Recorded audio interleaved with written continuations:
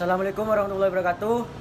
Kami dari kelompok 2 akan mempresentasikan tentang eksistensi manusia dan kebutuhan pendidikan bagi manusia dari mata kuliah dasar pendidikan yang diampu oleh Ibu Ratna.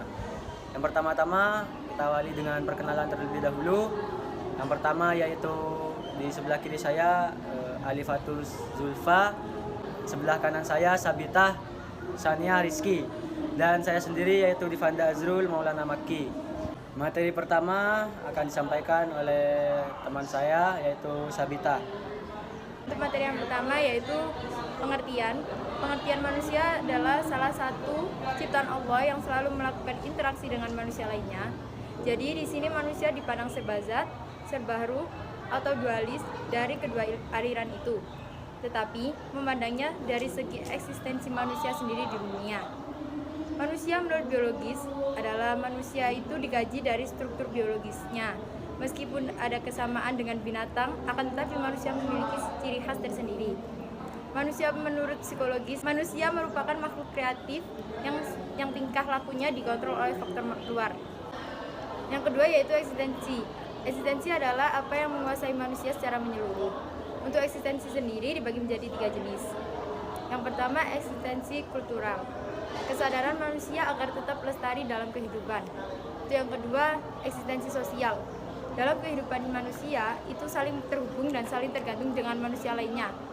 Itu eksistensi yang ketiga yaitu eksistensi religius.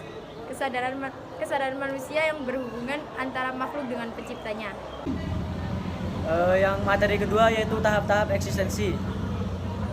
Dalam pandangan Soren Kierkegaard, ia memiliki 3 tahapan, yaitu yang pertama tahap estetis. Pada tahapan ini orientasi hidup manusia sepenuhnya diarahkan untuk mendapat kesenangan. Dapat diartikan manusia ini ingin selalu bebas dalam melakukan sesuatu. Yang kedua yaitu tahap etis. Pada tahapan ini manusia mulai menerima kebijakan-kebijakan moral dan memilih untuk mengikatkan diri, dan mereka mulai memiliki pedoman hidup yang tercermin nyata dalam tingkah lakunya. Pada tahap ini manusia tidak lagi membiarkan dirinya masuk dalam manusia universal. Dapat diartikan manusia secara sadar diri mau dengan kemauannya sendiri pada suatu aturan tertentu. Tahap ini tidak seperti tahap estetis yang dimana merasa berat untuk menerima norma-norma dan aturan. Yang ketiga yaitu tahap religius. Telah dibahas sebelumnya bahwa pada tahap estetis maupun etis memiliki kekurangan, yaitu berakhir pada keputusasaan. Pada tahapan ini yaitu tahap religius, logika manusia dikalahkan oleh keyakinan subjektif atau dapat dikatakan iman. Jadi menurut Kierkegaard di atas, sejatinya ini mempertegas bahwa manusia harus menyerahkan diri kepada Allah tanpa kesombongan apapun. Bukan hanya itu, manusia juga dituntut untuk menyerahkan diri secara terbuka tanpa ada rasa setengah hati, yaitu dapat diartikan juga pada tahapan ini benar-benar yakin bahwa Allah dapat menghapus penderitaan dan keputusasaan manusia. Jadi harapan terbesar di tahap ketiga ini yaitu lebih kepada ketuhanan. Materi selanjutnya akan dibahas oleh Zulfa. Untuk yang selanjutnya yaitu eksistensi manusia dan kebutuhan akan pendidikan. Eksistensi manusia terpaut dengan masa lalunya sekaligus mengarah ke masa depan untuk mencapai tujuan hidupnya. Dengan demikian manusia berada dalam perjalanan hidup dalam perkembangan dan pengembangan diri. Ia adalah manusia sekaligus mewujudkan dirinya sebagai manusia. Manusia sebagai makhluk yang berpikir atau homo sapiens, makhluk yang berbentuk atau homo faber, makhluk yang dapat dididik. Dan dengan kedudukannya sebagai makhluk yang berbeda dengan makhluk lainnya, haruslah menempatkan manusia sebagai pribadi yang utuh dalam kaitannya dengan kepentingan perkembangan kognitif, psikomotorik, dan afektif. Manusia sejak lahirnya membawa bermacam-macam potensi atau kemampuan dasar yang memungkinkan dia dapat dididik dan dikembangkan seoptimal mungkin melalui pendidikan.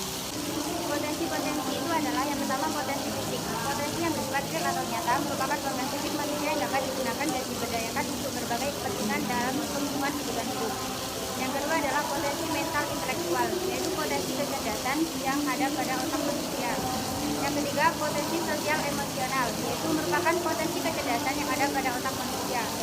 Yang keempat, potensi mental spiritual, merupakan potensi kecerdasan yang bertumbuh pada bagian dalam diri kita yang berhubungan dengan kearifan di luar ego atau jiwa. Yang selanjutnya, potensi ketangguhan, merupakan potensi kecerdasan yang bertumbuh pada bagian dalam diri kita yang berhubungan dengan kekuatan, ketangguhan, dan daya juang yang tinggi.